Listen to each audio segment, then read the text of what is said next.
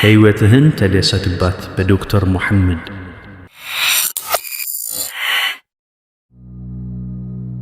ይህ የቀልብ ዶክተር ድምፅ ነው። አልሐምዱሊላህ። ታካሚዎቻችን የሚድኑ በእኛ ኃይል እንዳይመስሎት፣ በአላህ ኃይል ብቻና ብቻ ነው። ከቀልብ ዶክተር ዓላማ ውስጥ የአላህን ተአምር ማንገስ ዋነኛው ነው። በየጊዜው በቀልብ ዶክተር ታክመው መዳናቸውን ማመን እስከሚያቀታቸው ሲቃይ የተናነቃቸው ሲገልጹ የአላህ ተአምር ምን ያህል የገዘፈና ግልጽ እንደሆነ ያሳየናል። ከህመም ወደ ጤነኝነት፣ ከጭንቀት ወደ ደስታ፣ ከጨለማ ወደ ብርሃን፣ ካላሰቡበት ወደ ስኬት የደረሱት በአላህ ተአምር ቢሆን እንጂ። ልብ ለአላህ እጅ የሰጠና የተናነሰ ሲሆን ግልጽ ይሆናል። አላህም እንዲህ ይለናል፣ አላህን ትገነዘቡና በእርሱ ታምኑ ዘንድ በችሎታው ላይ ያስረጅ የሆኑ ግልጽ ተአምራቶችን ያሳያቸዋል። አልበቀራ። ኑ ባላህ ቃል ያላህን ተአምር እናግስ። ሕክምና ማግኘት ሲፈልጉ ይሄንን ሊንክ ይጫኑ።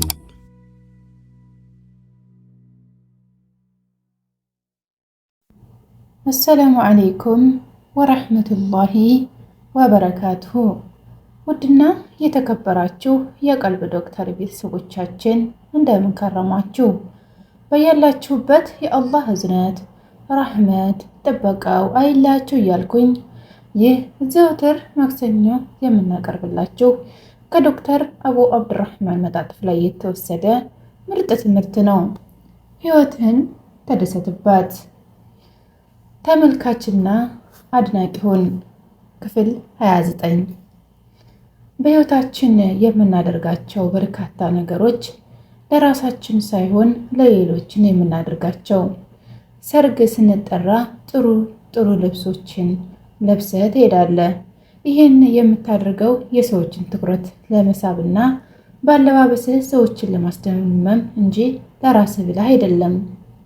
ሰዎች በውብ አቋምህ ወይም በሚያምሩ ልብሶች ሲደነቁ ማየት ያስደስተሃል። ሳሎን ቤትህን የምታስጌጠውና የምታሳምረው በአብዛኛው ለሰዎች እይታ እንጂ ላንተ አይደለም። ምክንያቱም ሳሎኑን ያህል ያንተን ወይም የልጆችን መኝታ ለማስዋብ አልተጨነክም። ጓደኞችን ራት ስትጋብዝ ምግቡ በደንብ መዘጋጀቱንና ከሌላ ጊዜ በተለየ ሁኔታ በአይነቱ የበዛ መሆኑን ታረጋግጣለህ።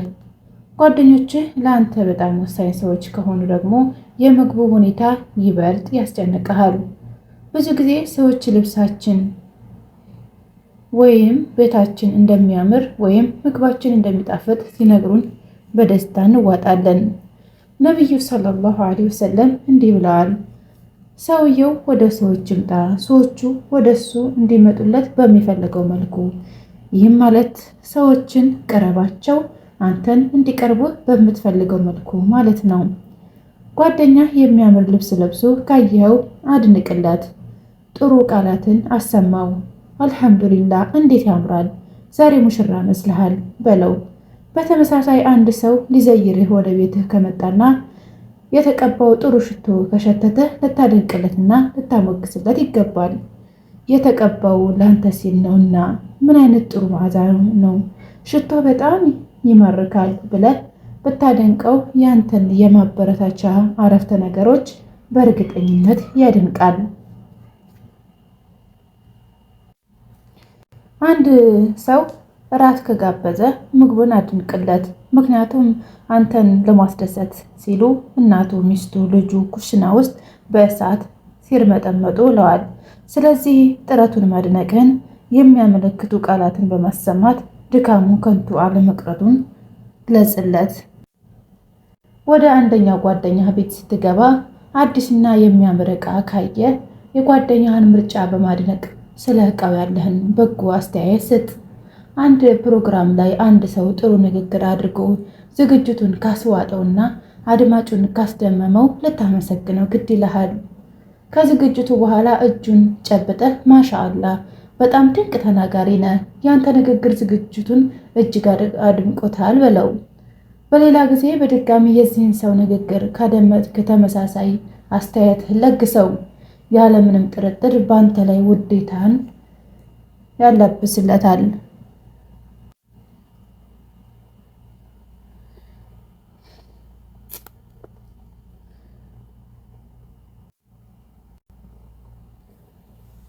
አንድ ልጅ ለአዛውንት አባቱ ልብሱን ሲያለብሰው ጫማውን ሲያጸዳለት ሲስመውና ሲንከባከበው ካየ ልጁን አድንቅ፣ አመስግን። አዲስ ልብስ ለብሶ ላየኸው ሰውም አድናቆትህን መስጠት ግድ ይልሃል። በአለባበሱ ደስ መሰኘትህን ንገረው። እህትህን ልትዘይር ስትሄድ ልጆቿን በጥሩ ሁኔታ እያሳደገች መሆኑን ከተገነዘብክ አድንቃት።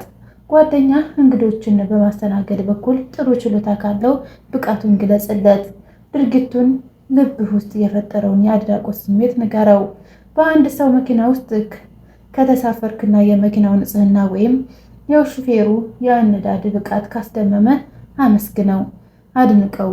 መኪናን በጽዳት መያዝና በብቃት መንዳት አዲስ ነገር ነው ወይ ልትል ትችላለህ። እነዚህን ነገሮች ማንም የሚያደርጋቸው ተግባራት ናቸው ብለን ዝም ከምንል ለአድናቆት መግለጫ ብንጠቀምባቸው በሰዎች ልብ ውስጥ ጥሩ ስሜት ይፈጥራሉ። እኔ ይህን ጥበብ በብዙ ሰዎች ላይ ሞክሬዋለሁ። በወጣቶች፣ በአዛውንቶችም፣ በቢሮ ሰራተኞችም፣ በመምህሮችም፣ በባለስልጣናት ላይም ጭምር ከፍተኛ ተጽዕኖ እንደሚያሳድር ተረድቻለሁ። ሰዎች አስተያየት እንዲሰጣቸው የሚፈልጉባቸው ወቅቶች አሉ። ለምሳሌ አንድ ሙሽራ ከሰርጉ ከሳምንት በኋላ ብታገኘው፣ አዲስ ቤት ሰርቶ የገባ ሰው፣ አዲስ መኪና የገዛ ሰው፣ ልጅ የወለደ ሰው ስታገኝ እንኳን ደስ ያለ እንድትለውና ማሻአላህ እንድትለው ይፈልጋል። ሰዎች በሚፈልጉህ መልኩ ተገኝ፣ አስደስታቸው። የአጎቴ ልጅ አብዱል መጂድ የሁለተኛ ደረጃ ትምህርቱን እንደጨረሰ ለዩኒቨርሲቲ ማመልከቻ ለማስገባት አብሬ እንዲሄድ ጠየቀኝ። ጧት ላይ ደወልኩና ተዘጋጅተህ ጠብቀኝ አልኩት። መኪና ውስጥ ሲገባ ኃይለኛ የሽቶ ሽታ ሸተተኝ። አንዱን ጠርሙስ ሽቶ በሙሉ ላዩ ላይ ያርከፈከፈው ነው የሚመስለው። ሽቶ በጣም ስላፈነኝ አየር ለማግኘት የመኪናውን መስታወት ወደ ታች አወረድኩት። አብዱል መጂድ በውስጡ ብዙ ሀሳብ አለበት። የትምህርት ደረጃ በአንድ አድጓል። ስለሚገባበት ኮሌጅ ያስባል። እናም ምስኪኑ ልጅ ራሱን ለማሳመር በጣም ተጨንቋል። ፈገግ አልኩና ማሻአላህ ምን አይነት አስገራሚ ሽቶ ነው!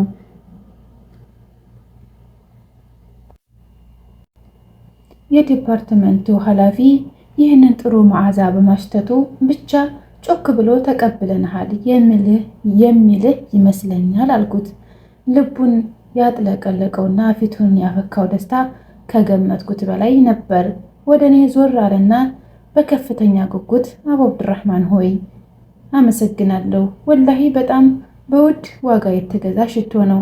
ስቀባው ሰዎች ብዙ አያስተውሉትም አለኝና ጥምጣሙን በማሽተት ወላሂ በጣም ይማርካል አለ። ይህ ከሆነ 15 ዓመት አልፎታል። አብዱል መጂድ የዩኒቨርሲቲ ትምህርቱን አጠናቆ በመመረቅ ላይ ይዟል። ያንን ክስተት ግን በፍጹም አይረሳውም። በተገናኘን ቁጥር እያስታወሰው ይስቃል። አዎ አድናቂ ሁን። የሰዎችን ስሜት መያዝና ፍቅራቸውን ማግኘት ቀላል ነገር ነው። ሆኖም በአብዛኛው ይህን የሰዎችን ልብ ማግኘት ወሳኝ ዘዴ እንረሳዋለን። የድንቅ ባህሪ ባለቤት የሆኑት ነብዩ ሰለላሁ ዐለይሂ ወሰለም እነዚህንና ሌሎች ዘዴዎችን ተግባራዊ ያደርጉ ነበር። ህይወትን ተደሰትባት ክፍል 29 ይመስል ነበር። በክፍል 30 እስከምንገናኝ ድረስ ኢንሻአላህ ወሰላሙ አለይኩም ወራህመቱላሂ ወበረካቱሁ። እንኳን ወደ ትክክለኛው የአፍያ መንደር በሰላም መጡ። የቀልብ ዶክተር በሲህር በጅን በአይንናስ እንዲሁም የስነ ልቦና ጫና የደረሰባቸው የሰው ዘር ፍጥረታት በሙሉ ታክሙ የሚድኑበት ነው። ህክምናው በቁርአን፣ ህክምናው በአስካሮች፣ ህክምናው በዱዓዎች በሰደቃ የሚካሄድ ሲሆን ነብያዊ ሱናን በተመረኮዙ እጅግ ጥበብና እውቀትን ባካበቱ የሩቃ ዶክተሮች ይታከማሉ። እወቁ፣ ህክምናው ሸሪዓዊ ብቻ ነው። አያምልጦት፣ እድሉን ይጠቀሙ። ባሉበት ሆነው ራስዎን ያክሙ። ህክምና ማግኘት ሲፈልጉ ተከታዩን ሊንክ ይጫኑ።